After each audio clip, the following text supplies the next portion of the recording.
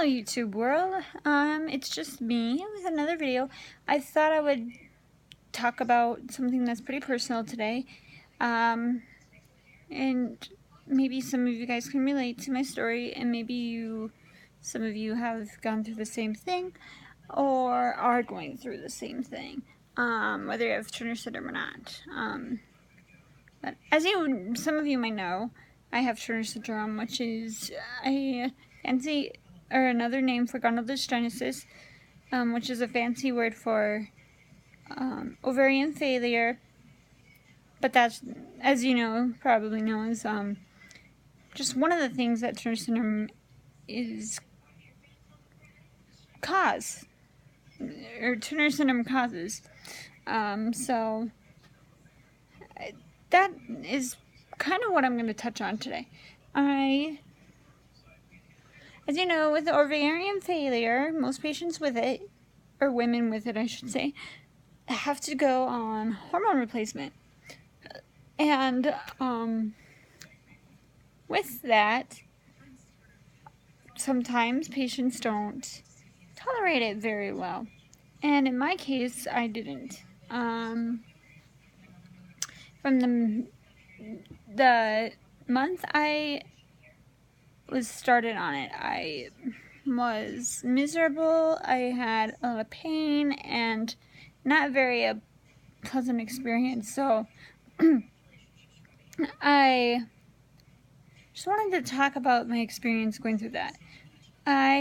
It was my freshman year of high school, the fall, and I was put on Premarin, I think. That was the very first medication I took for hormone replacement, and like within that month I started having a cycle like a normal female would, but I was in such excruciating pain that I could not take it. So I was like, I can't handle this. This is not working. We need to switch medications. So my endocrinologist switched medications for me, and it's basically the cycle we did for 8 years. And about 2 years ago, I just finally had enough with the pain and stuff. So, I mean, I even saw two OBGYNs before. I was referred to an OBGYN in Duluth by my primary physician, who's here in Grand Rapids, where my parents live. So I saw him the day before I went in for hip and knee surgery. So his name was Dr. Whitstrom, and he was amazing. He put me on another medication regimen, I should probably use that word. And about not even a month in, I'm like, this isn't gonna work. I can tell. I was having just as much pain and So I just, called him, made another appointment, and went and saw him again. I'm like, this isn't working. And at that point, my endocrinologist referred me to another OBGYN at the University of Minnesota. And we went and saw her, and I think that's when I made the official decision. But before that, I was pretty confident that I'm probably going to end up having a hysterectomy. And so I'm like, I can't handle this anymore. I've dealt with it long enough. I can't take it anymore. So I went and saw her, and then at that appointment, I just, talking to her, I just decided, what, I'm gonna just go ahead and have a hysterectomy, because I really think that it would be to my health benefit if I just get that done and make help myself feel better. So initially it was my decision, of course, and I was 21 at the time, so I was old enough to make my own decisions. And so seeing her helped me make my decision. And I immediately got on the phone with my other OBGYN in Duluth saying, this is what we decided. This is what I think would be the best option for me to do. So immediately that day, actually, we got surgery scheduled for July 25th. And that was pending insurance approval because it was it was like 10 days away. And we got insurance approval, and I went in, and July 25th, 2014, I went into St. Mary's Medical Center in Duluth, and had it done. And the surgery, I went in at 3, and I woke up, and it was probably around 6:30, and they brought me up to the hospital room where I was going to spend the night. Yes, I did spend the night in the hospital, and thank God I never had to with my other surgeries. So I spent the night. I surprisingly wasn't in a whole lot of pain that first night. I slept pretty well, considering.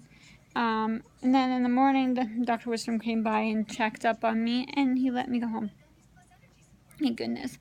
And then, was it 5 days later, he called me from his personal cell phone, and he was on vacation on top of that. So he was checking up on me, and that was just amazing. No other doctor had done that before. So I honestly, by far, his bedside manner is amazing.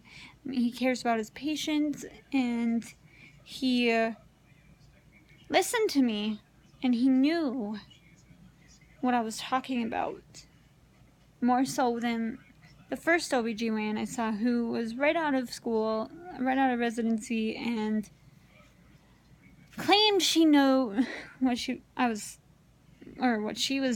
talking about as far as treatment and stuff. And then I just couldn't be more happier with Dr. Wistrom. I saw Dr. Wistrom 6 weeks later for a follow-up, and that was that.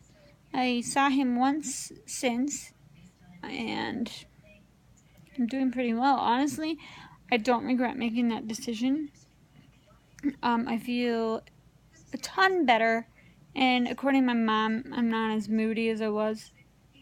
So that's, I think, positive.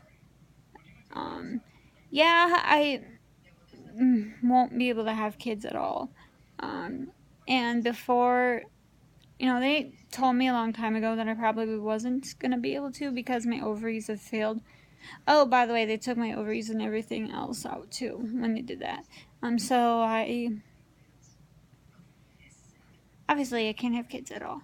But that is okay because I, take things as they are, for some reason God gave me this, and he thinks he's got another plan, and obviously that's probably adoption down the road. I'm probably several years down the road. But right now I'm in no hurry. I'm still in college and everything, and I don't know. I guess my decision was not easy to make, but I don't regret anything about that decision. So if anybody else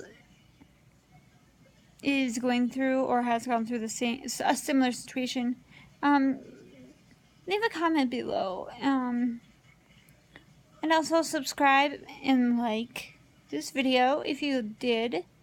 I will be in touch and make another video at some point. Probably, I don't know. We'll see. We'll see what life brings here. So, yeah, feel free to leave a comment below, and I will be